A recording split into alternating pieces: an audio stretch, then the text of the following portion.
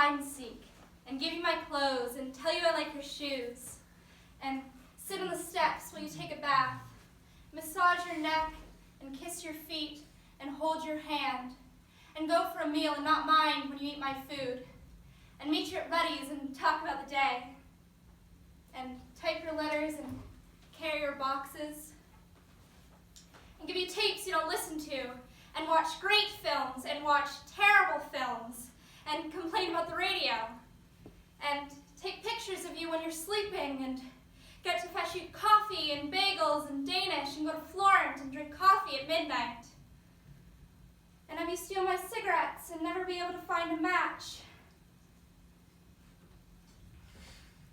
and tell you about the program I saw the night before, and take you to the eye hospital, and not laugh at your jokes, and want you in the morning, but let you sleep for a while, and tell you how much I love your hair, your eyes, your lips, your neck, your breast, your arse, and sit on the steps smoking until your neighbor comes home, and sit on the steps smoking until you come home, and worry when you're late, and be amazed when you're early, and give you sunflowers, and go to your party and dance till I'm black, and be sorry when I'm wrong, and happy when you forgive me, and look at your photos and wish I'd known you forever, and get scared when you're angry, and your eye has gone red, and the other eye blue, and your hair to the left, and your face oriental, and want you when I smell you, and offend you when I touch you, and whimper when I'm next to you, and whimper when I'm not, and dribble on your breast, and smother you in the night, and get cold when you take the blanket, and hot when you don't, and melt when you smile, and dissolve when you laugh, and not understand why you think I'm rejecting you, when I'm not rejecting you, and wonder how you could think that I would ever reject you.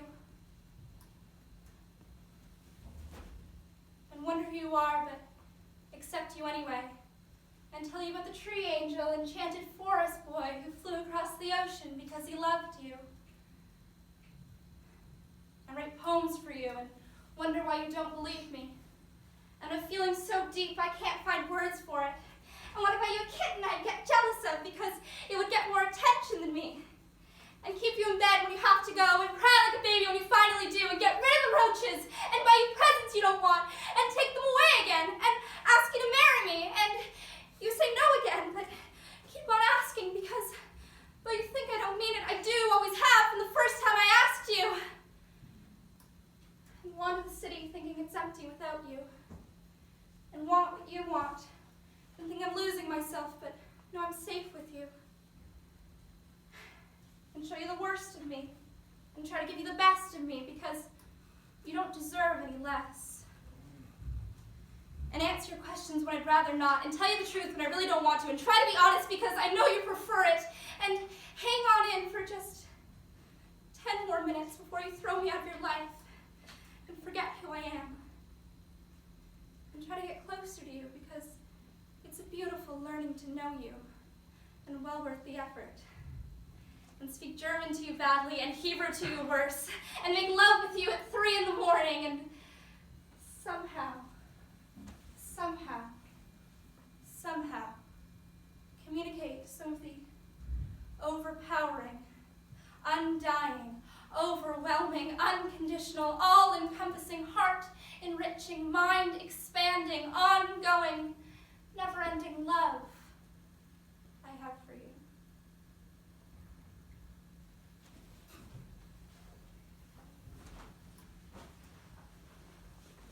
He came to the door one night, wet, thin, beaten, terrorized, a white, cross-eyed, tailless cat. I let him in and fed him, and he stayed, grew to trust me, until a friend drove up the driveway and ran him over.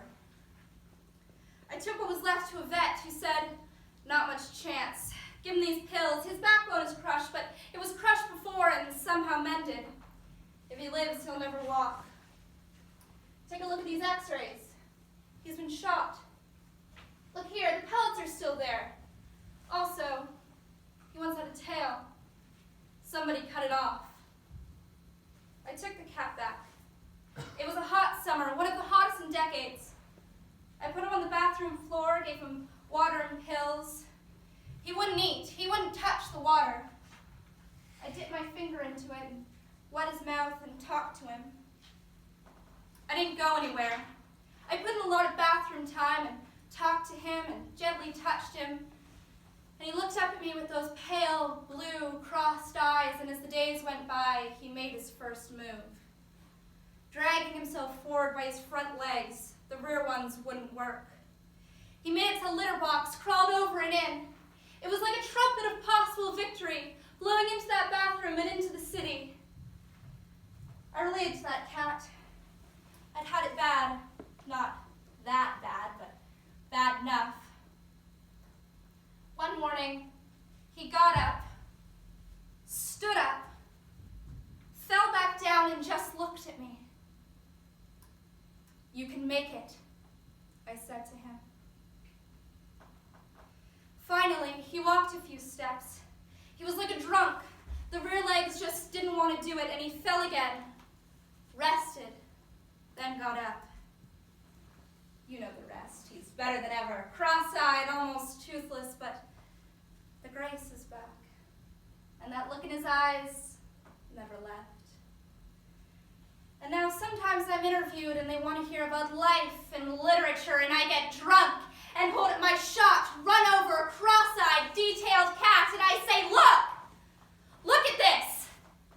But they don't understand. They say something like, "So you say you've been influenced by Celine?" No! I hold the cat up. By what happens? By things like this. By this. By this. I shake the cat, hold him up in the smoky, drunken light. He's relaxed. He knows.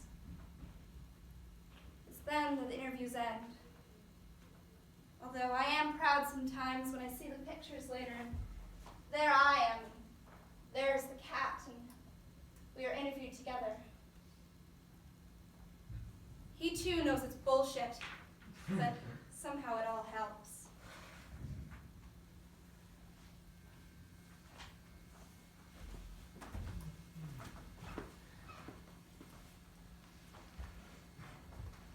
I want this one moment.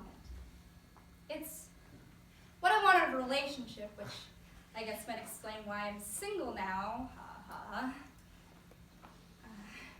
It's kind of hard to, it's that thing when you're with someone and you love them and they know it and they love you and you know it, but it's a party. And you're both talking to other people and you're laughing and shining and you look across the room and catch each other's eyes. But not because you're possessive or it's precisely sexual, but because that is your person in this life. And it's funny and sad, but only because this life will end. And it's this secret little world that exists right there in public, unnoticed, that no one else knows about. It's sort of like how they say that other dimensions exist all around us, we just don't have the ability to perceive them. That's what I want in a relationship. Or just life, I guess. I sound stoned. I'm not stoned.